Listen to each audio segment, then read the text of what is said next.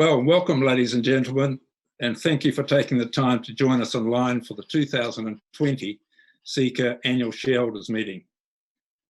By the end of this meeting, you'll be all practiced hands with video calls, especially now that we're all making them in lockdown. My name is Fred Hutchings, and I'm the chair of the board. On behalf of your directors, the chief executive, our leadership team, and all our people at Seeka, a very, very warm welcome. Now, please have some patience through the course of today's online meeting, and I must make an apology now for Marty Brick, who has had late-minute technology issues with bandwidth and is relocating so he can join us, and will do so as soon as he can. With restrictions currently in place on all of us, including our board and Seeka's chief executive, Michael Franks, have all logged in from different locations around New Zealand and offshore. We also welcome to our online meeting Pip Cameron and Venus Yu, representing our auditors, PwC, Greg Horton and Jason Mannix from Harmers Horton Lusk, and Marcus Wilkins of Mackenzie Elvin, Melissa Burnett from Westpac, Bernie Gardner from Robobank, our bankers, and Grant Dingle has also joined us from as a representative of the New Zealand Shareholders Association. Andy, am I now on 2? Today, we will first introduce Seeka's directors. I will then advise of the proxies lodged for this meeting and give you some guidance how you will ask questions relevant to the business of the day, and also how you should cast your votes. I will then address the meeting, after which our Chief Executive, Michael Franks, will present his report on the company for the 2019 financial year, ended 31st of December. We'll then move to the resolutions and general business. Seeka is led by a board of 7 directors, all of whom are attending today. Their profiles are set out in the annual report and are all familiar to you. You will hear from 3 of the directors standing for re-election later in the meeting. As I call their names, each director will briefly appear on your screen with a nice smile and maybe a wave. The company's directors are Marty Brick, John Burke, Cecilia Tarrant, Rattay Cross, Emil Diaz, and Ashley Waugh. And obviously I make up the 7th director. Members of the leadership team are also at this meeting, including the company secretary and chief financial officer, Stuart McKinstry, Kate Bryant, Verena Cunningham, Kevin Halliday, Jim Smith, and Rob Tugel. I pause here and say a special welcome to the team, and I thank you all for your innovation and leadership operating our essential business in these very challenging times. In terms of proxies, there's been 9,318 and 25 proxies have been lodged, and as chairman, I hold I said thousands then, I meant millions, 9 million. I hold proxies for 6,527,708 shares. Where proxy discretion has been given to directors, chief executive, and myself, who are also others as proxy holders, they will all be voted in favour of all resolutions. Now let's spend a little bit of time maybe helping you to see how you interact with our online virtual meeting. At the bottom of the screen, you will see 2 boxes, one for voting and one for asking questions. Shareholders can cast their vote using the electronic voting card. You will need your shareholder or proxy code, which you will have received with your proxy form.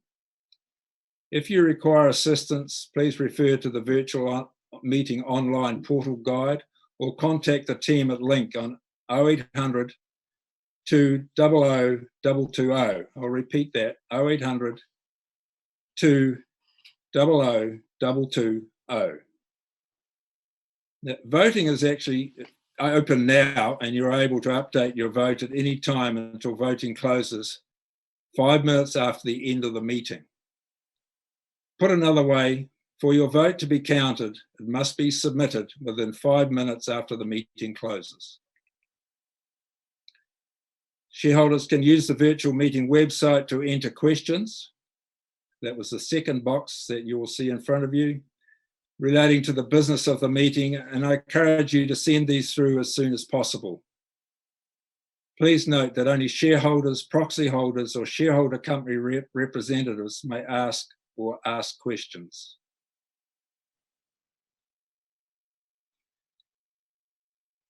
And that we're now moving on to my introduction. And what I will do is start my presentation by addressing how our business has actively responded to COVID-19.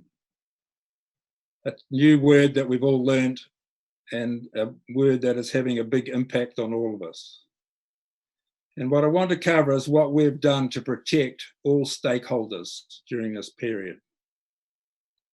I will then review our 2019 performance and how Seeka has been busy progressing on our strategy, how we've been focusing on excellence, and the work we're undertaking to continue to grow our capacity.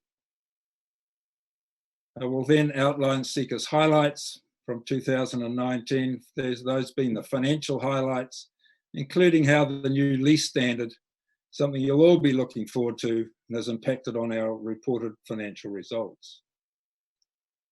I will then cover our disciplined focus on debt, including the board's decision to cancel the dividend and withdraw the resolution on director fees as a company and our wider community grapple with COVID-19. So let me go and start the introduction. We're now on day 23 of the government lockdown. Seeka is registered as an essential business, and we continue to operate in this tough business environment. Despite stringent hygiene and distancing requirements, shortage of local labour, and the lockout of experienced overseas workers, Seeka continues to serve our growers and customers. I want to assure our shareholders and all stakeholders that it is an approved essential business. Seeka is doing everything it practically can to be innovative, fair, and commercially sensible. It is doing this through outstanding leadership. The things Seeka has been working on include keeping all our people safe. That is paramount. Complying with all government expectations to minimise the spread of COVID-19. Working hard with our growers to ensure that our fruit is processed as efficiently as possible. The company has accepted that additional costs will be incurred to be fair to our employees in a time of shortage and concern for their own safety. We're questioning the need for all expenditure that is of a discretionary nature, and we're keeping capital expenditure at this time to a minimum. You might ask, well, what does that all mean in terms of the impact on the financial earnings? But it is clear that it will have an impact. The quantification and operational impacts that COVID-19 is having on the business, we hope, will be offset to some extent by the continuing planned asset sale program. Seeka is harvesting kiwi fruit. That's what we're good at, and we're making all practical efforts to keep everybody safe. Michael, in his presentation, will flesh out for you our response to COVID-19 in more detail. At this point of the 2020 season, we've packed approximately 50% of the sun-gold crop and 25% of the haywood, with 16 million trays already shipped to the markets by Easter Sunday. The advice we're receiving from Zespri is that demand remains in key markets for New Zealand kiwi fruit, with the first shipment to Japan selling out in record time. We're scheduling to complete the harvest in early June, which is an acceptable time given the challenges we've been facing. Time, and it is only time, will enable us to better understand the impact of our response to COVID-19. And once the kiwi fruit crop is picked and the volumes known, we'll be in a better position to update shareholders on the company's financial position and outlook, and will do so. To wrap up my introductory remarks, I would like to stress that you should all have great confidence in our Chief Executive and the leadership team to steward the company through these very challenging and unusual times, which we all hope will end soon. The steps we have taken to keep our people safe were outstanding and industry leading. They also give great comfort to our employees, who understandably were concerned for their health and safety. There will be additional costs. Our margins will likely come under pressure, and the final fruit volumes are still unknown. Orchard sales and cost minimisation will likely provide some relief.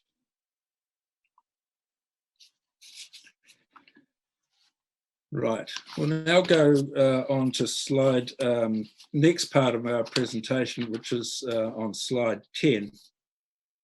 Thank you, Andy.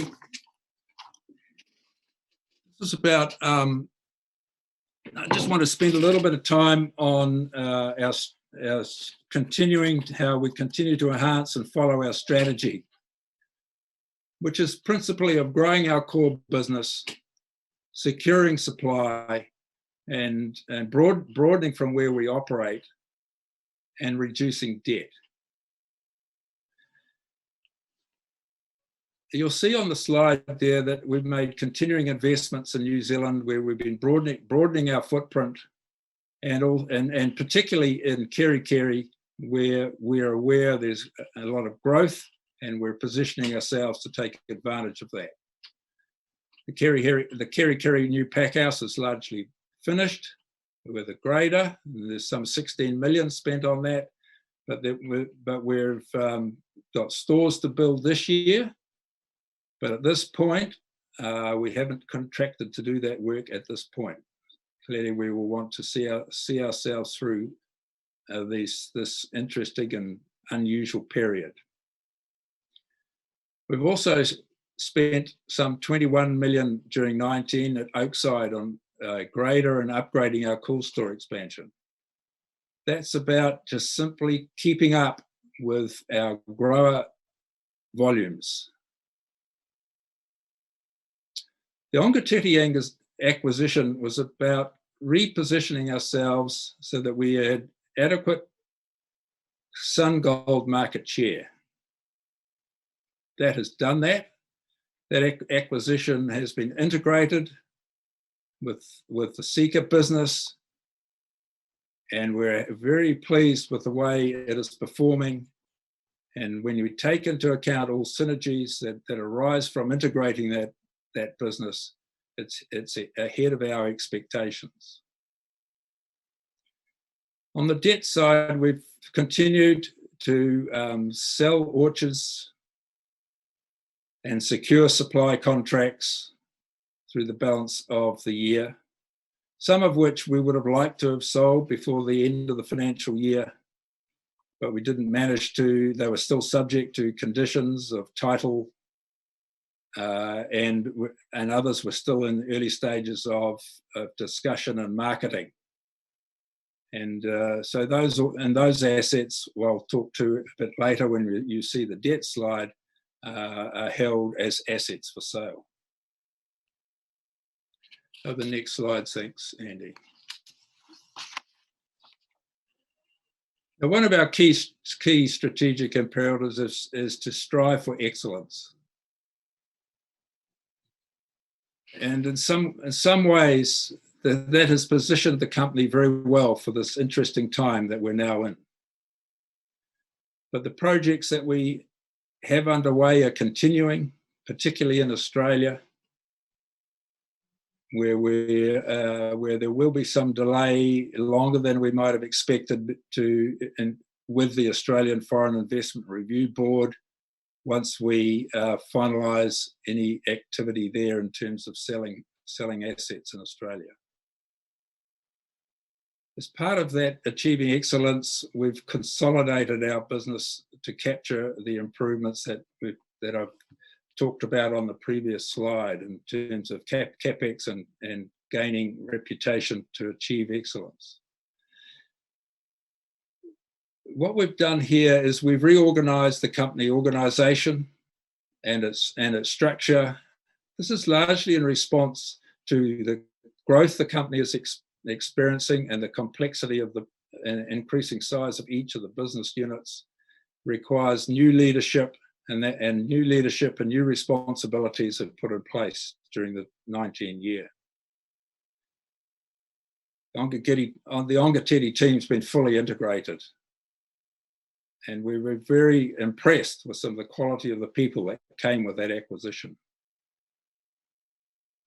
And we always expected some synergies, and we'll expect to see more synergies arising through the innovative use of packaging and other techniques that we bring to the packaging industry. The final point on that slide deals with debt. We continue to reduce our debt.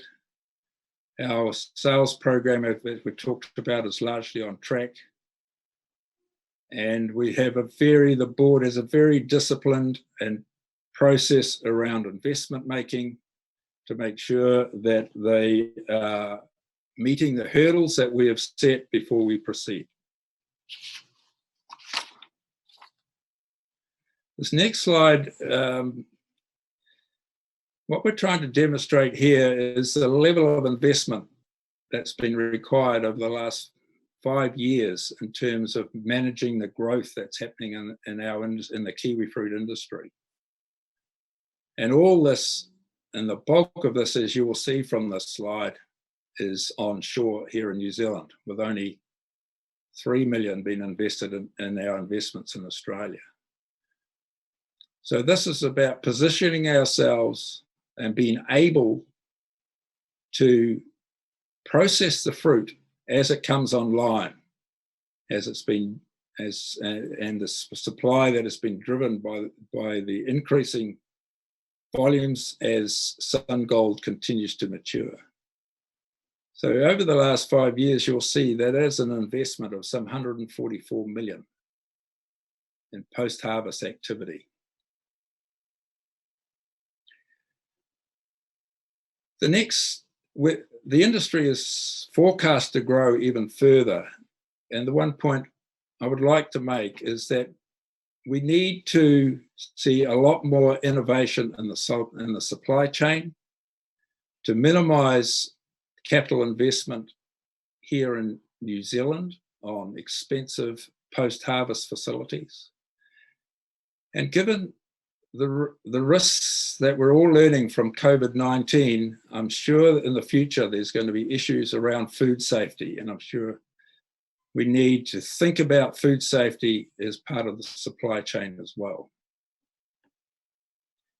Have the next slide, please. Now, this is an interesting side for those of the bean counters. In fact, I dreamt about this slide last night, so if any of you aren't feeling sorry for me yet, you should be now, that I actually think about this in my sleep.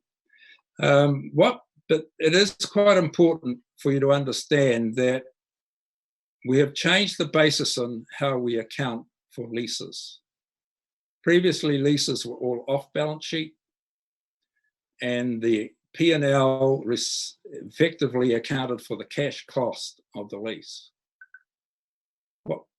What the new accounting standard requires, that leases come on balance sheet, and the P&L recognises a interest cost, being the financing cost, and also a depreciation charge or an amortization charge as you amortize the benefit that you have, or asset benefit that you have from that lease over the life of the lease. So that has an impact of changing our EBITDA. As you can see there, the 2019 reported result under our old accounting standard was 6.9%, 6.9 million, sorry, higher than it would have been under our previous accounting standards. So it has quite a large impact at EBITDA level. It also has an impact at the net profit after tax line as well. As you can see, it's 1.2 million. And the consequence of that is because we buy orchards and we sell them. Some of those that we sell, we lease back. And the historical gain would have been higher than it is under the new accounting standards.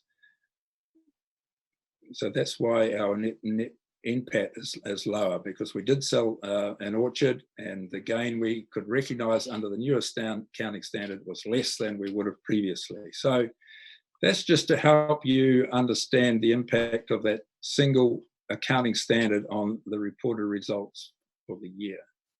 When you look at the annual report, the 2018 financial statements have been restated as if we had adopted the new standard in 2017. So the numbers are comparable on a consistent accounting basis. That was a big process for our accounting team, and as a board, we acknowledged the work that had to be done to account for all those leases that we have, which was a large job. We'll go to the next slide now. Thanks, Andy. Just wanted to remind you of the financial highlights for the year. You'll see our recorded revenue at 237 million was up 16%. Our EBITDA at 45.5 million is up 4%. And our net profit after tax at 6.9 million was up 3%. Also, when you look at the balance sheet, you'll see a significant change there, as well as a consequence of the impacts of the slide I was previously talking to. And you will notice that there will be a lease liability on the balance sheet, and there's also a 45 million right of use lease asset. Now, we should all just pause and remember that there's absolutely no change in the company's obligations in terms of meeting lease commitments as a consequence of this change in accounting standard. We still have the same obligation to meet the lease cost as we had previously. It's just that it shows up differently in our accounts on the balance sheet instead of in the notes to the accounts. Let's move on to our debt slide, which is 15. You'll see there that our net bank debt at the end of December was 116.8 million, which relative to our EBITDA is a multiple of 3.38, which is a bit higher than we would like it to be. We'd like to see it closer to 2.5, or between 1.5 and 2.5. However, the speed with which we've been able to sell a number of the assets due to subdivision timetables has meant that our balance sheet is holding a number of assets that are held for sale. And that's the 32 million in the little green box. So that if you adjust for those assets held for sale, if we'd been able to sell them in the previous financial year but hadn't been able to account for them, our debt would have been at about 85 million, which is closer to our 2.5 EBITDA multiple that we would prefer to be at. Now, my final slide in this introductory session is on, just wanted to spend a little bit of time on the dividend and directors' fees.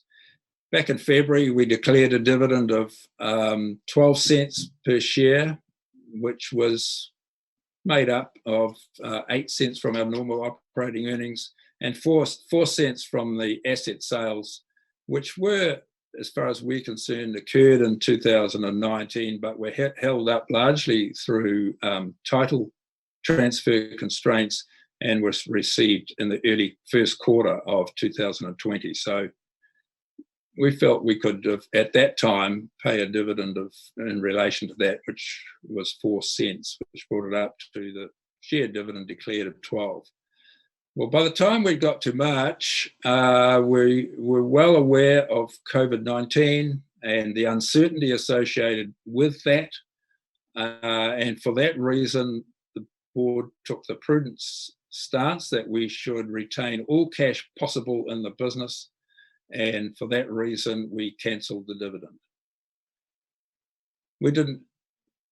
We thought long and hard about that. It wasn't something that we enjoyed doing, but as we've gone further through the COVID period, it's become obvious that it was a good decision and a decision that we're pleased we made.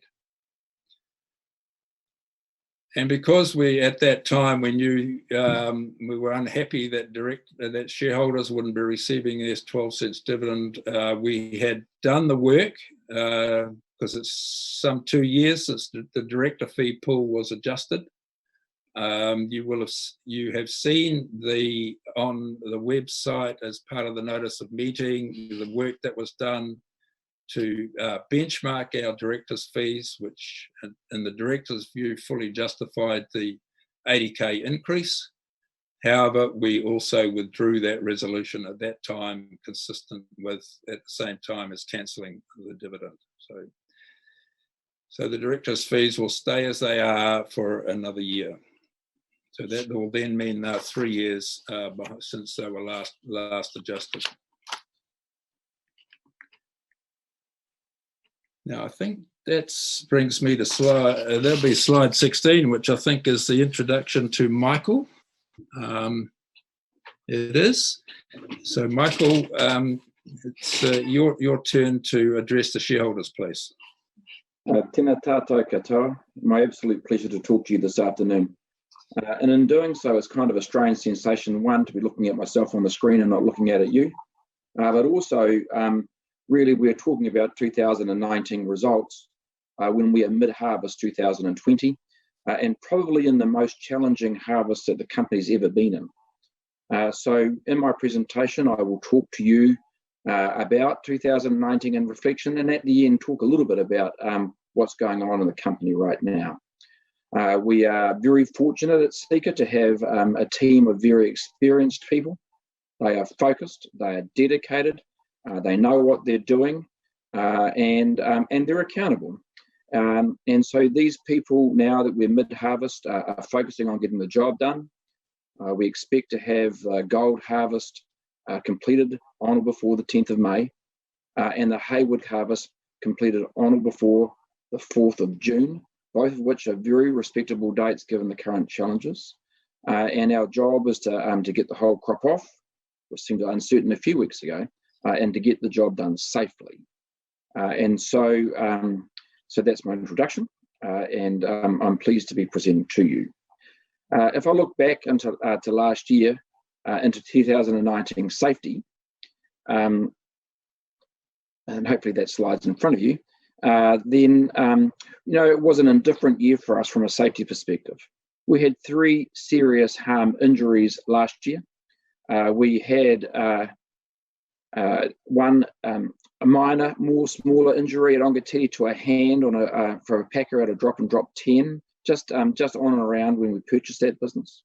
We had a hand injury in Bunbatha at a pollen mill when one of our operators cut their hand open. That actually wouldn't be serious harm in New Zealand, but in Australia it is, so we recorded it. And then we had a very bad accident at Oakside where a forklift driver got off his forklift at a high traffic area and was collected by another forklift counterbalance and had serious pelvic damage and breakage.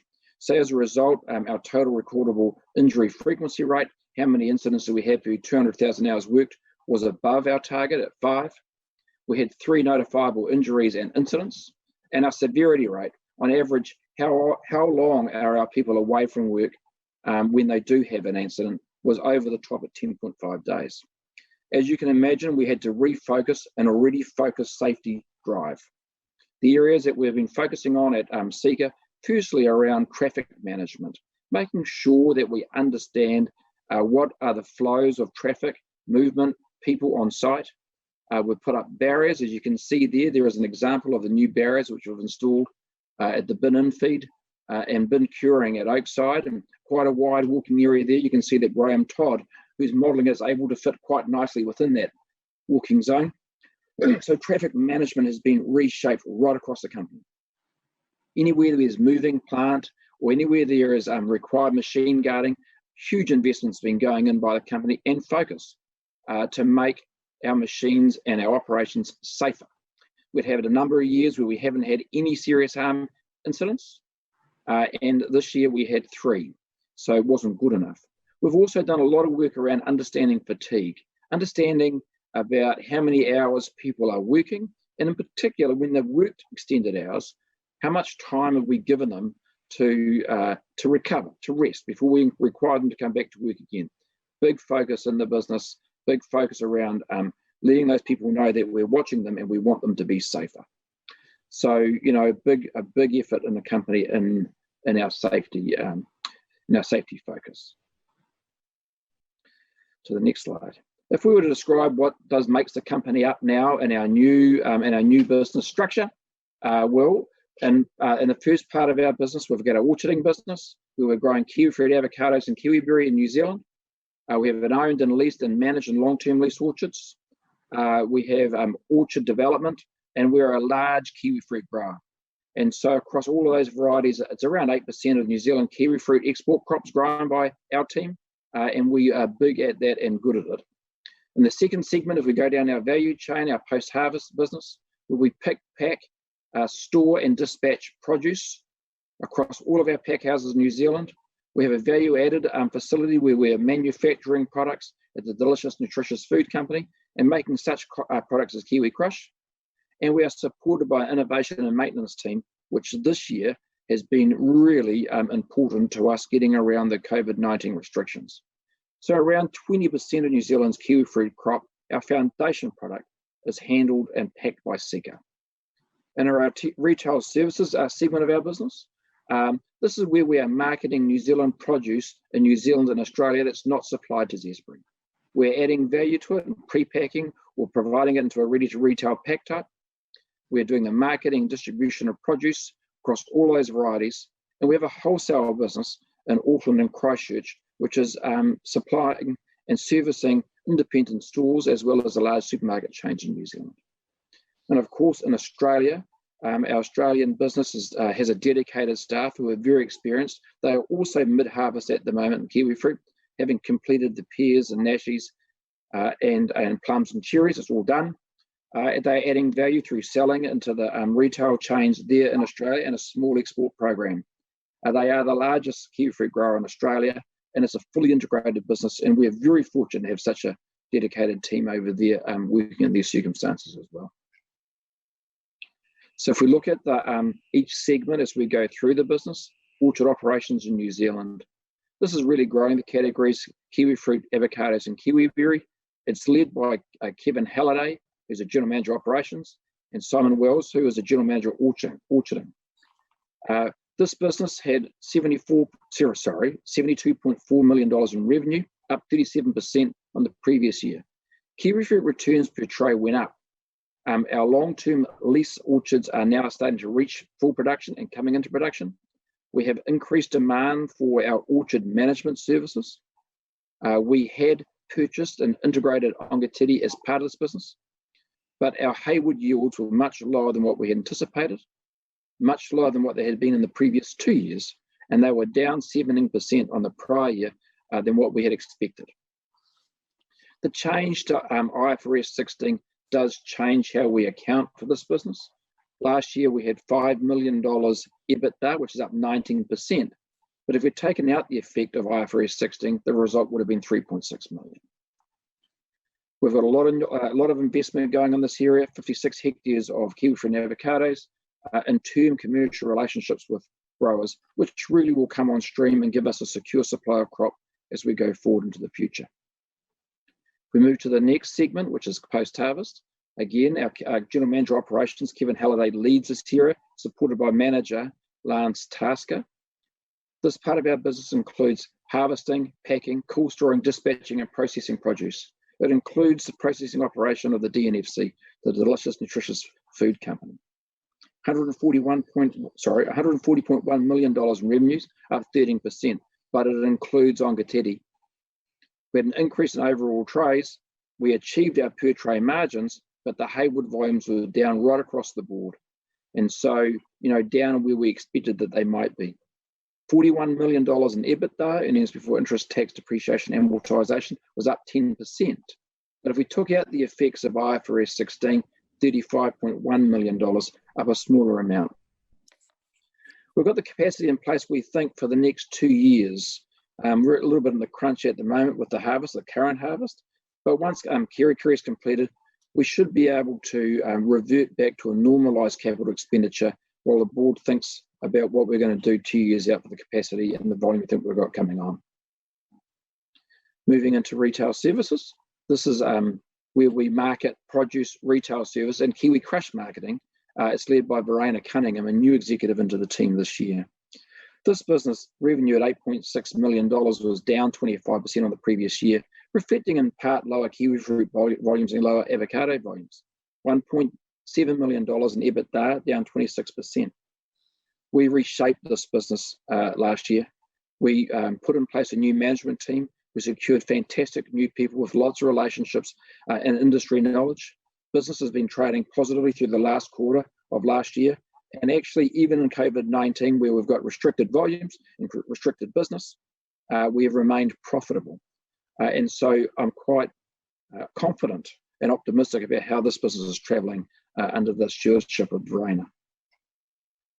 We'll go to the next slide. In Australia, Australian business is where we grow, pack, and retail kiwifruit, nashi, European pears, and other varieties. It is led by our General Manager Commercial, Rob Toogood. $11.6 million in revenue was down 22%, really reflecting a very, very dry year in Australia. Look, this year we're looking at the water, we watch it all the time. We've had 170 mils of rain in Shepparton today, this year. Last year it was 17. So it just shows you how dry it was in that environment.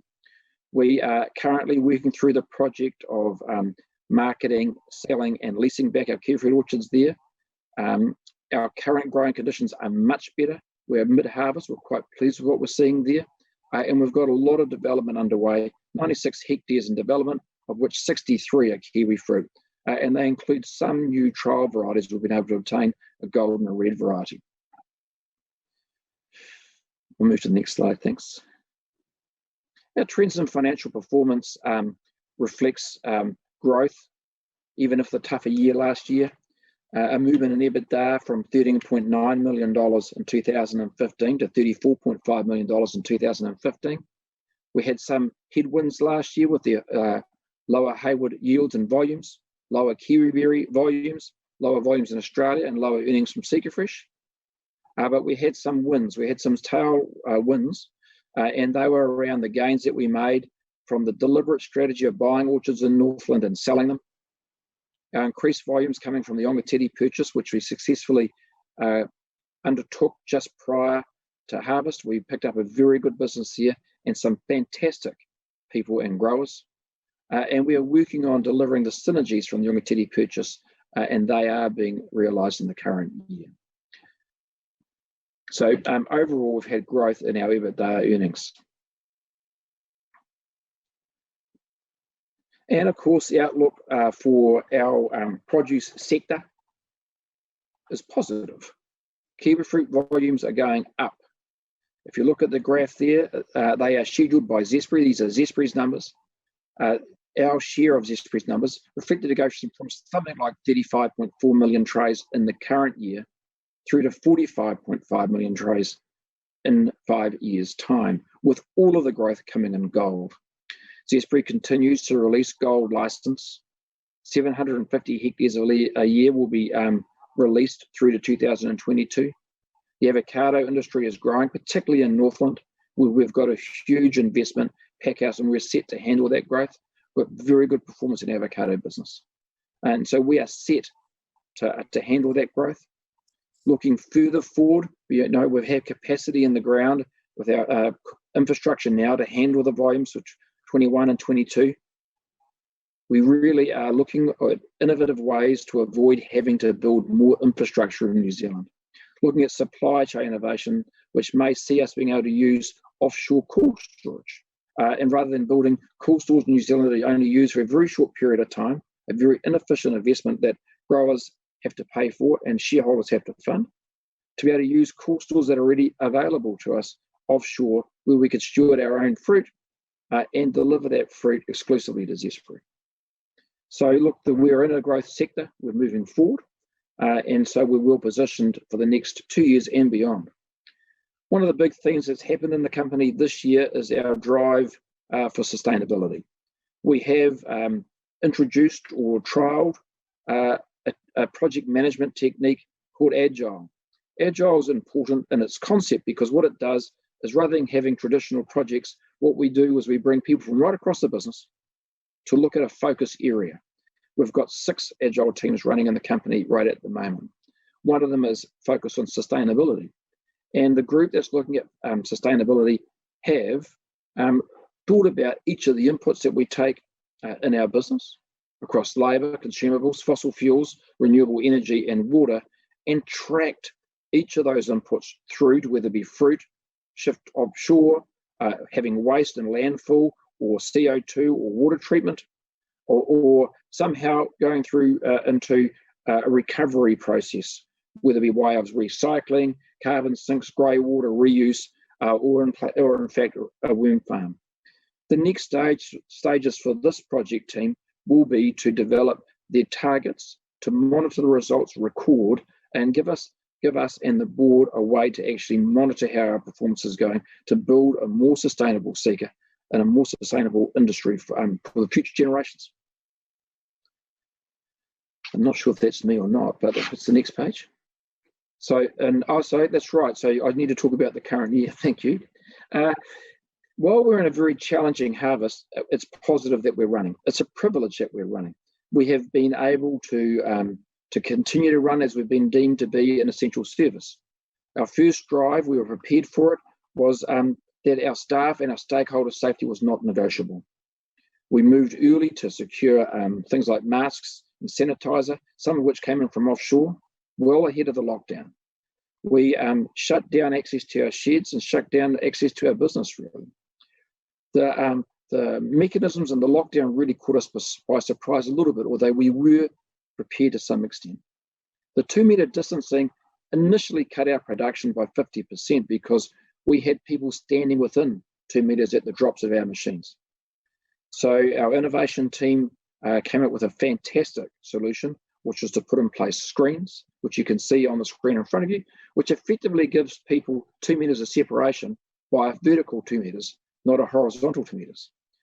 Through that innovation, our teams, over a course of a week, put those screens in on all of our machines right across the country.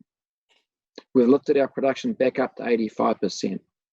We are currently packing above our market share in the industry, and we're very happy where we're positioned, although understandably some of our growers want to get their crop off today. Our costs are higher per unit handled because we are going slightly slower than we wanted, and for 2 or 3 weeks there, we were really struggling for production at 50%. As a result of COVID-19, the government has closed the borders. We all know that. We were 350 RSEs short. These are foreign workers that we recruit that come to work for us at Seeka, who have been working for us for a long time. We hire New Zealanders first. They are our first priority. But of course, there's some shifts that New Zealanders may not want to work with, typically through the night. And, New Zealanders want to come and go a little bit, and so we get a lot more turnover. The RSE workers give us a fantastic foundation to be able to operate. Having 370 overseas workers not with us was really, for a moment, devastating. At that point in time, we had more than 750 people short to run our business. We went on to the drive and recruitment. We went on to television. We went to the media. We went on the website. We revamped our whole labour drive. And we have brought ourselves up to full employment. But through turnover every day, we are somewhere between 100 and 150 people short. We have put in place improved incentives and remuneration for our key people in the pack houses working in that environment. We've done everything to make the outfit safe. When you go on site, your temperature's taken.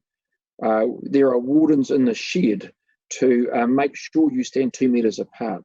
There is marshals in the shed to make sure you wash your hands frequently. We've got cleaners cycling through the sheds constantly, cleaning high contact areas, door handles, handrails, and a lot of touch points. We've got the screens in place. As you can see there, people can wear masks.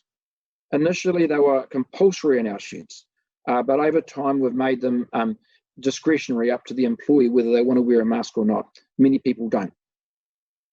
People get tired, and sometimes they might stand within the 2 metre range. That's why we've got wardens there to make sure that they are vigilant, and we keep separation so everyone's apart. We have stopped people cycling through our sheds. We've taken out some discretionary areas, like, for example, with picking crews in the orchards where everyone's standing 2 metres apart. We no longer have a picking auditor. We just simplified, dumbed things down, and to make people safe. These dedicated people are making sure that the company is still financially viable, we're functioning, and delivering a fantastic service to our growers.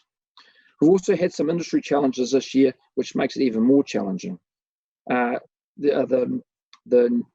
kiwifruit industry laboratory provider, Eurofins, withdrew their service after a few weeks of harvest. It really pulled the rug out from the industry, and the industry had to move very quickly to actually set up its own testing service, which is now done by sheds. It's a limited test now for maturity, and Seeka's own VLS lab is delivering a valuable service to its growers. There will be some impact to our financial outcome this year. We don't know it just yet. We are yet to get really into our mainstream fruit flow for our Hayward crop. We're only 25% of the way through. Fruit's still reasonably immature there and still growing. In our Southern Gold, we're a little bit further the way through. Crop's actually quite good, and it's clean, and it's processing quite nicely. So, when we're able to give the board a better update around the forecast, we'll do that. But, it's a credit to everyone in the company that we are positioned where we are. I'm very satisfied with the performance. We're lucky and fortunate to have such a dedicated staff who work so well in the company. And as I close, kia kaha, kia maia, kia manawanui. Be strong, be steadfast, and be stout-hearted. Thank you. Thank you, Michael.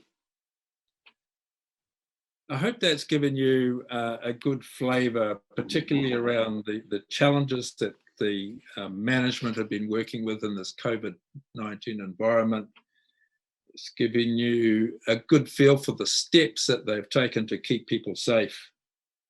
And in many respects, we should be very proud of our teams and our people that they're able to keep Seeka operating and getting close to its normal productivity now after some challenging weeks. It's now that time of the meeting where we move to the formal business of the day. So all items of business are ordinary resolutions and are required to be passed by a simple majority, being more than 50% of the eligible votes cast. Your board supports all the resolutions, which I will now introduce to you for discussion. Slide 29 is the first resolution. I put that the board be authorised to receive and consider and adopt the annual report of Seeka and the financial statements for the year ended 31st of December 2019, together with the auditor's report thereon. Is there any discussion on this resolution? There are no questions on this resolution. Thank you, Stuart. As there appears to be no further, not further, as there appears to be no discussion, I'll move to Resolution 2. Resolution 2 relates to the re-election of 3 standing directors. The board recommends and supports the re-election of these 3 directors. Resolution 2A. Resolution 2A is for the re-election of Marty Brick as a director. I now invite Marty to address the meeting.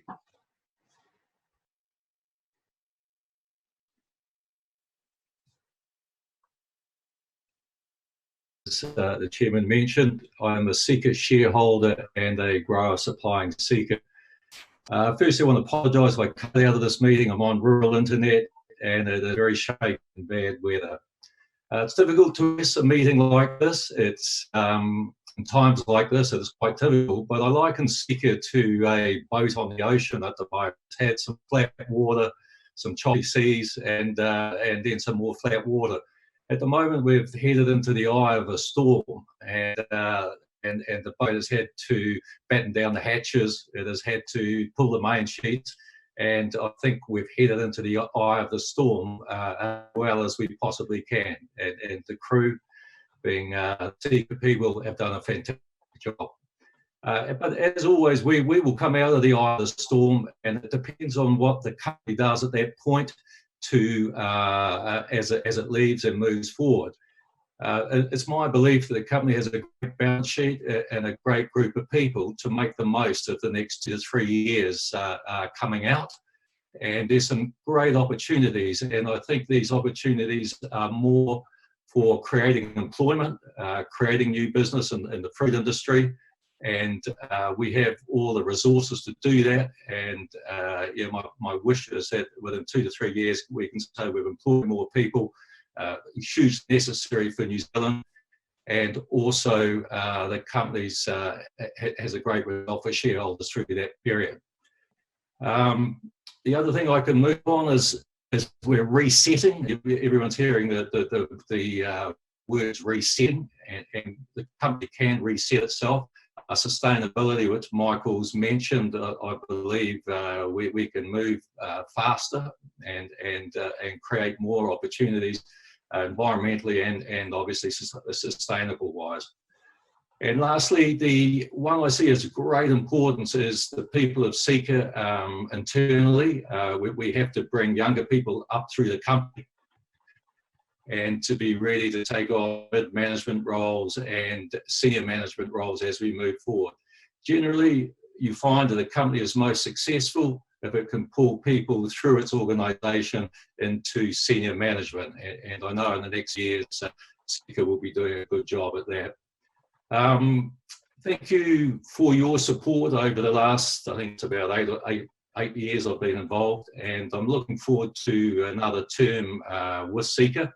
And with the past support and the future support of shareholders and growers and all stakeholders for that matter, I look forward to, I think it's 3rd tenure with Seeka as a director. Again, thank you.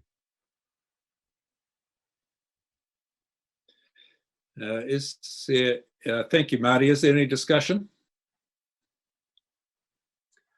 There are no questions on this resolution. Thank you, Stuart. As there's no discussion, I'll move to Resolution 2B. 2B is for the re-election of John Burke as a director. I invite John to address the meeting. Thank you, Mr. Chairman. Tēnā koutou katoa, greetings to you all.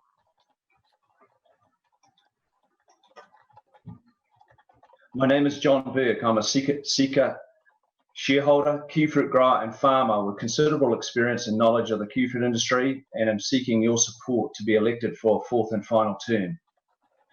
Who would have thought at the beginning of this year that we would be meeting here today in such unprecedented and difficult times? COVID-19 has triggered a serious economic shock to the world, the outcomes of which will be severe. In the midst of this, however, we have Seeka Limited, a major player in the kiwifruit industry, continuing to operate as an essential industry, meeting its performance obligations to harvest, process and supply fruit to Zespri and its customers. We are fortunate that despite world disruption, there is demand for New Zealand kiwifruit and the supply chain is operating to meet that demand. Whilst it's early days, these are positive signs, a situation that not many New Zealand business sectors can claim at this point. Looking ahead, 4 strategic and operational objectives I will continue to strongly support when we return to a new normal are as follows. 1, steady, profitable expansion of Seeka's business built around its core competencies of fruit growing, processing, marketing and distribution. 2, optimising processing capacity for our New Zealand kiwifruit, and with that, optimising capital spend on shore. This needs to include examination of the viability of offshore packing and cool storage. If Zespri is serious about improving supply chain efficiency, it needs to allow its supplier partners to explore this option, which could reduce the need for unnecessary onshore capital spend, which ultimately growers pay for. Alongside this, there could be also a significant win in terms of reducing packaging waste. 3, we need to extract the potential from our Australian investment. I believe we are moving in the right direction to achieve this. 4, Seeka has the potential to go faster towards improving sustainability across its business. There's an opportunity for the company and its growers to take a leading role in this area. Finally, as a grower, I wish to thank Michael and his team for their outstanding work in dealing with the challenges of this year's kiwifruit harvest under COVID-19. I know we still have a long way to go, but I have my utmost confidence that the Seeka team will deliver, and I wish them all the best. Thank you for this opportunity, and I look forward to your support. Ngā mihi nui, and best regards to you all. John Burke. Thank you, John. Stuart, is there any discussion or any questions? No questions have been raised on this resolution. Move to resolution 2C, and that is for the re-election of Cecilia Tarrant as a director. I now invite Cecilia to address the meeting. Tēnā koutou katoa. I am speaking to you today to ask you to support my re-election to the board of Seeka. When I first joined the board 3 years ago, I had no background in the kiwifruit industry, so it has been a steep learning curve for me learning about the business. Notwithstanding that, I believe I've been able to make a valuable contribution, bringing a different perspective to the board table. When I joined the board, I was also a director of Fletcher Building and of Payments New Zealand and the deputy chair of the Government Superannuation Fund Authority. I was a member of the Audit and Risk Committee at Fletcher Building, and following the losses incurred in their construction division, I stepped down from the board in September 2017. I believe that experience made me a better director. It has been my experience that it is often in times of crisis that you learn the most. One of the lessons I took from that experience was the need for communication and transparency at all levels of the organisation. I want to thank Michael for his leadership in this current crisis. It has been a model of good communication and transparency. My term at the Government Superannuation Fund Authority came to an end in 2019, and I am still a director of Payments New Zealand. At the end of 2018, I became the chair of the newly established New Zealand Green Investment Finance Limited, a company established by the government to accelerate investment in lowering our greenhouse gas emissions. Like you all, I want to see Seeka thrive, grow, and continuously improve. I'm a strong believer in the importance of sustainability, and one of the key focuses for me as a director of Seeka is ensuring that sustainability. Sustainability has many facets. There is the environment and the impact of climate change, the communities in which we all live and work, and there is business resilience. The resilience of the business is critical in times such as we find ourselves today. I'd like to take this opportunity to add my thanks to that of Fred and the other directors for the way in which all of the employees, not just senior management, have shown resilience and been innovative in how they have responded to the challenges of COVID-19. If I am re-elected today, sustainability in all its facets will be a key focus for me in the coming term. I hope that you're all keeping safe and healthy. Thank you for listening to me today, and I hope you will vote for me. Nō reira, tēnā koutou, tēnā koutou, tēnā koutou katoa. Any questions, Stuart? No questions have been raised for this resolution. So as there's no question, we'll move to Resolution 3. Resolution 3 is the reappointment of PwC as the company's auditor and to authorise the directors to fix the auditor's remuneration and expenses for the coming year. Is there any discussion on this resolution?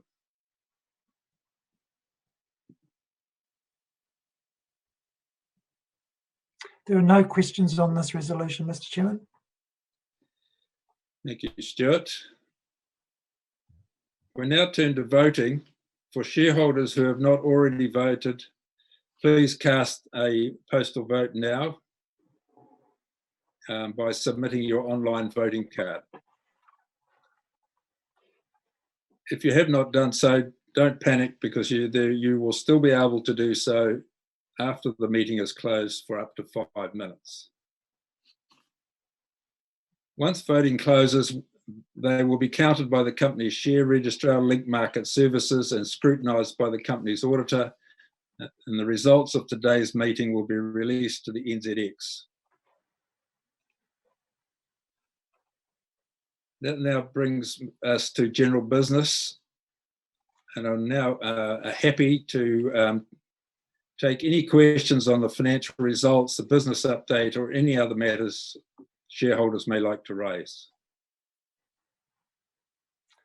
I have a number of questions, and I'll put them one by one. The first question is from Valerie Sexton.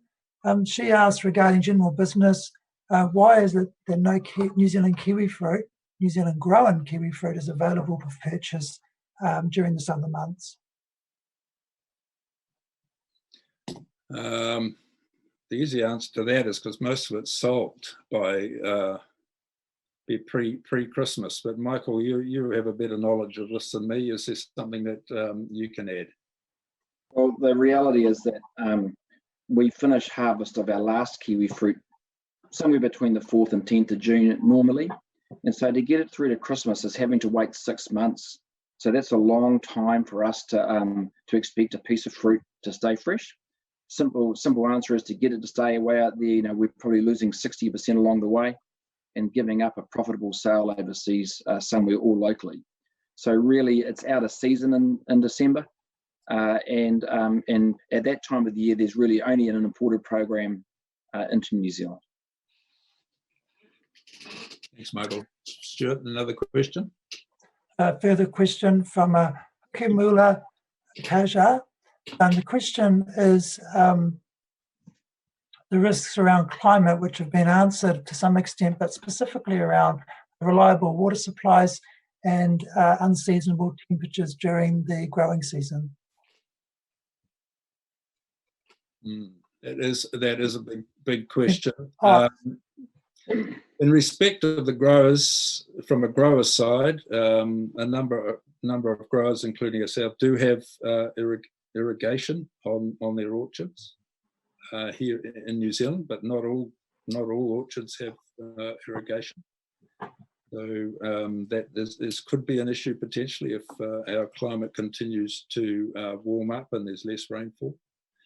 In Australia, in fact, it's quite a different prospect in Australia at the moment because it's wet over there and the lakes are in fact filling up, which is a good sign. And the winter soils are in fact full of water, which is different from what it's been for the previous 2 seasons. So the immediate water risk around is managed through irrigation where it's able to be, but clearly that's an issue for some growers going forward who haven't got water. Any other questions, Stuart? There's a follow-up question in relation to COVID-19 from the same shareholder. specifically in relation to its impact on market access Market access. for kiwi fruit. Right. Michael, have you had any update on that from Zespri, other than the fact that we've had a general indication from Zespri that there is demand for New Zealand kiwi fruit in the traditional markets? At the moment, COVID-19's posed no issues for Zespri in terms of market access. Fruit's flowing through to all markets as you would expect. In fact, it's flowing through very quickly and ahead of last year. Zespri's achieved very strong first day sales in Japan, and the products are flowing through quite nicely in Europe as well. So at this point in time, there's no impact or of any sort of market access issues because of the virus. We also need to remember that kiwi fruit is a very effective and cost-effective source of vitamin C. Stuart, any other questions? I have a question from Donald Cannell. The question reads, since 2018, Seeka has had a large increase in capital and debt, but there appears to be no corresponding increase in profit. Why is that?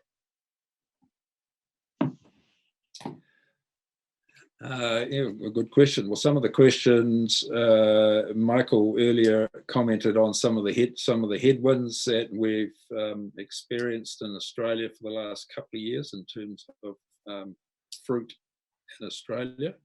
Some of the headwinds we had in New Zealand last year, particularly with the volumes of green, which were down some 17% on expectation.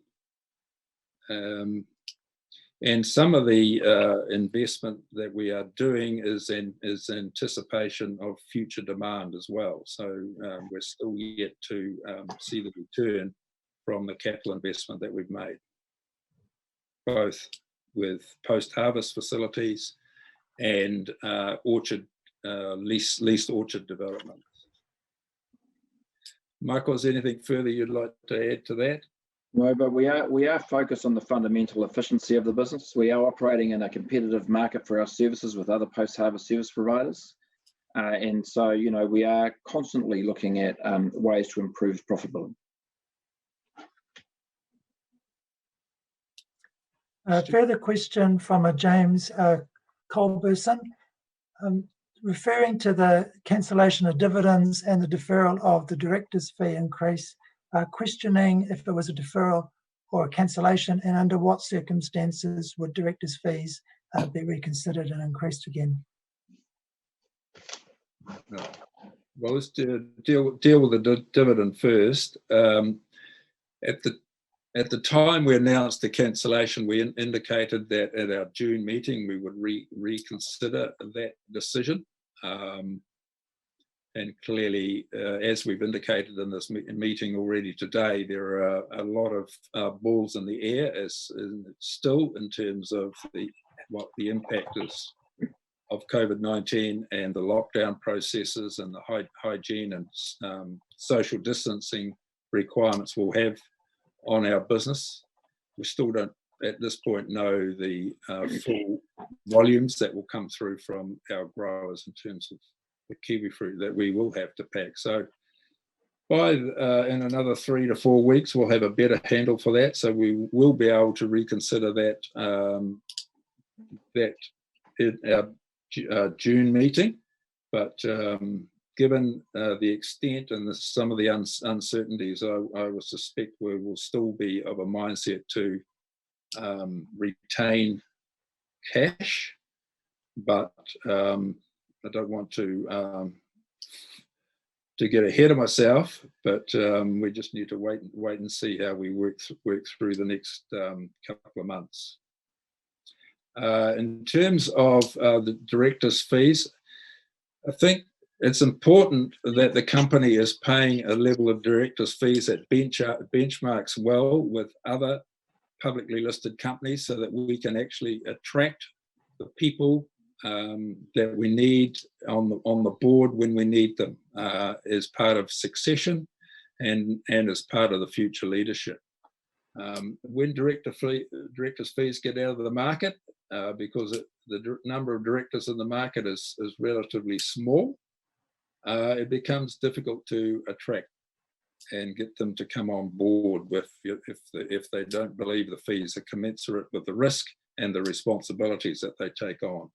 So I would think as a board, we haven't yet discussed it, but I would think as a matter of course, we would expect to probably, if all going well, seek an increase in the director pool at the 2020 ASM next year.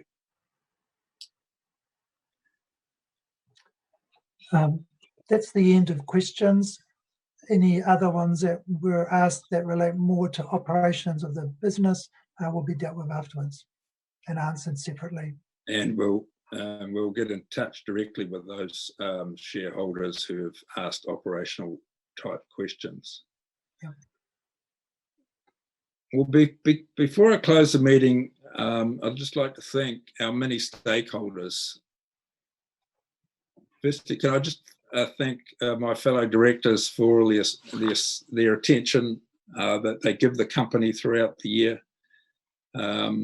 We have a busy board because, and that's one of the exciting things about Seeka. It is always doing things. It's investing. It's has a strong intention to grow, and as a consequence, that increases the director load. So I thank our directors for their diligence and also for all the support they give me as chair. Management and staff, if we stand back from it all, Michael talked about some of our headwinds and some of the gains we had. We as a board, we're very pleased with the outcome for the year. It was still an increase on the previous year. It was complicated by the fact that we integrated a new company into the business. And I'd just like to thank our management and our staff, and also acknowledge their diligence and their commitment during this period of lockdown is continuing to keep the company operating as an essential service. We don't have a business without growers and contractors, and their support is paramount to the business, and I thank them for their continuing support and interest.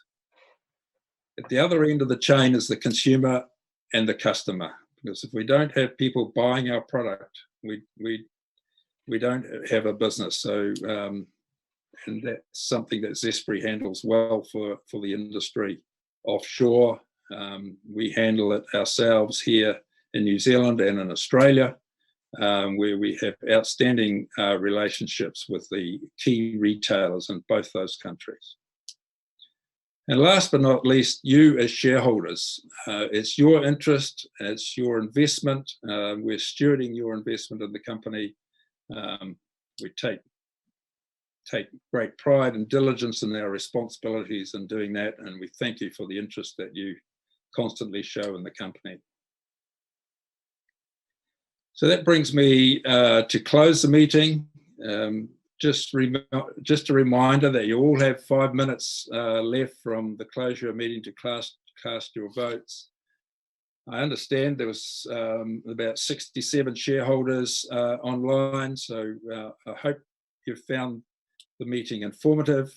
I hope you haven't found the technology and ourselves too stilted, which can happen in video conferences like this. I thank you for your attendance. Please do stay safe, and I look forward to seeing you in person in the near future. Thank you, everybody. Call the meeting to a close.